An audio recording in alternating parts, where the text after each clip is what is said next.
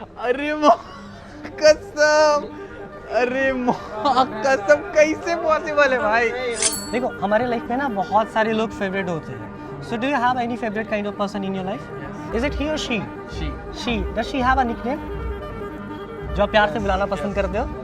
Yes. May I have your hand? भाई अभी आपके माइंड में एक नाम चल रहा है, मतलब निकनेम है. नाउ आई गॉट समथिंग और मैं कुछ लिखने वाला हूँ. मेरी ओर देखेंगे. Okay. Is there any way उनका नाम ए से स्टार्ट होता है? ओके. एंड सेकेंड लेटर जो है वो एन है. अरे माँ कसम, ये वेट मैं चाहता हूँ कि बाकी का जो लेटर है ना वो आप माइंड में रिपीट करो बार. थर्ड पे जाओ, फोर्थ पे जाओ, फिफ्थ पे जाओ. ओके.